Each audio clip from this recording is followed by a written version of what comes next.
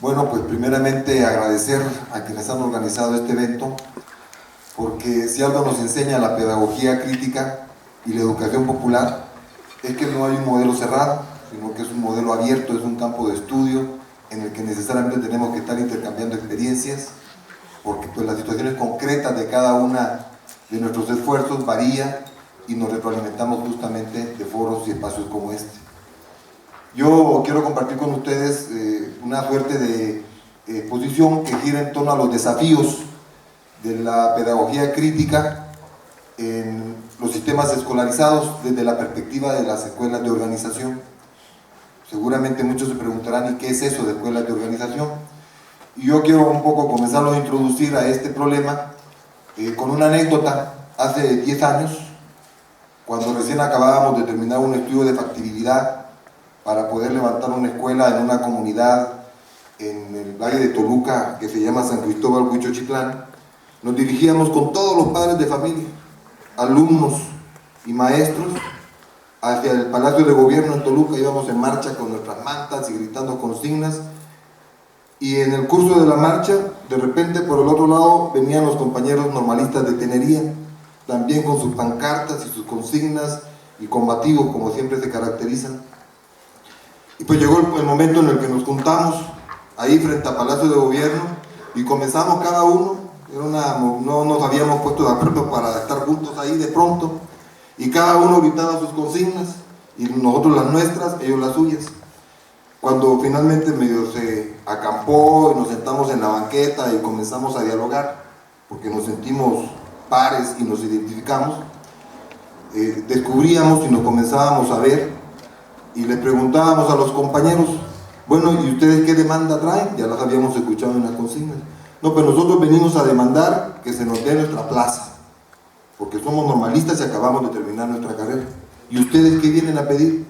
Nosotros venimos a pedir que se reconozca nuestra escuela, porque tenemos una necesidad en la comunidad donde estamos. Y entonces nos comenzaron a hablar de toda la problemática que implica para ellos poder obtener una plaza, porque en el gobierno del Estado pues hay una situación de regulación y de marginación, inclusive particularmente de las normales, como la de Tenería, para que accedan al subsistema estatal y al sistema federal pues también. Y en el diálogo de pronto pues nos atrevimos a preguntarles, bueno, ¿y por qué, aparte de pedir que les den la plaza, no construyen la escuela? Entonces los compañeros nos quedaron viendo con sorpresa, y nosotros con una gran interrogante en la cabeza esperando la respuesta. De esta manera quiero empezar un poco a explicarles cuál es el sentido y el camino que han tenido las escuelas de organización, particularmente en el subsistema educativo del Estado de México, con las características propias del Estado de México, y también distinguiendo por anticipado entre lo que puede ser un esfuerzo de organizaciones sociales para empujar la defensa de la educación pública, su gratuidad, y entre lo que puede ser el afianzarse como proyectos de educación popular. Pero particularmente en el Estado de México, y inspirado por dos experiencias previas. Una por aquella experiencia, por aquella mística de los normalistas durante la época cardenista, y la otra por aquella ahínco, por aquel batallar de las escuelas populares que emergen después del 68. La Prepa Popular Tacuba, el CSH6 y otras que se confrontan con la universidad para pedir que las incorporen y puedan, desde la óptica de escuelas que no están incorporadas al sistema universitario, tener acceso a la educación superior, de ese montón de estudiantes que quedan marginados de la educación superior y que luego se organizan para tratar de ver cómo logran entrar por los exámenes que bueno, ustedes conocen mejor que yo toda esa problemática. Pero digamos que son dos. En el Estado de México ha sido el receptor de la migración de todo el país. Y si hay un lugar donde se dejan ver en los cerros casas sin servicios, colonias completas, gigantescas, que viven en el olvido sin servicios de agua, de luz y de todo este conjunto de situaciones, es donde han emergido mayormente las que hoy se conocen como escuelas de organización. estas escuelas de organización han definido una opción construir opciones educativas en los barrios y comunidades pobres del Estado de México. Yo les voy a platicar una experiencia, la que me ha tocado vivir a mí. Una experiencia que ha pasado por Chalco, que pasó después por Chicoloapan y que más recientemente ha pasado en Toluca, en el Valle de Toluca, en una comunidad indígena otomí, justamente en San Cristóbal, Huichochitlán.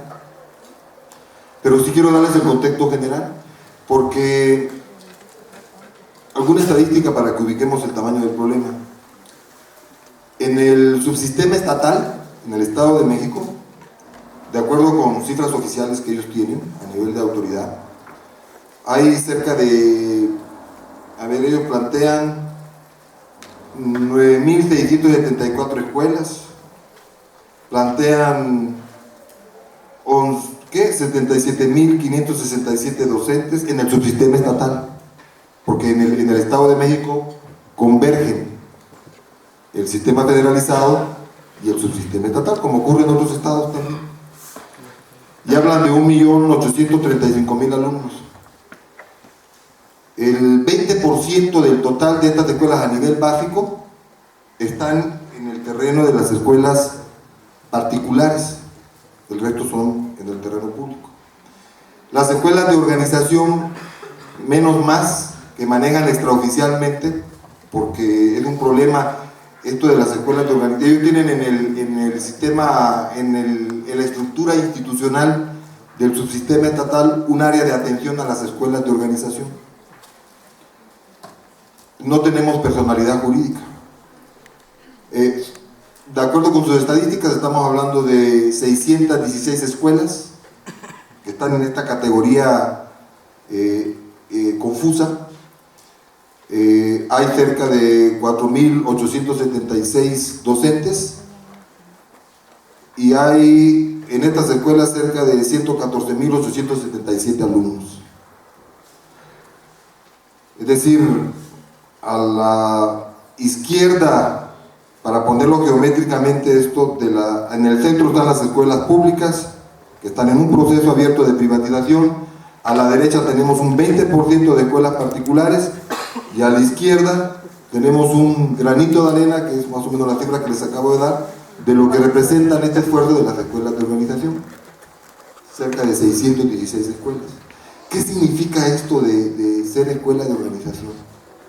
Bueno, en principio significa que ciudadanos preocupados porque haya una educación pública y de acceso a las comunidades más pobres se construya con base en un derecho constitucional y se exija al gobierno del Estado.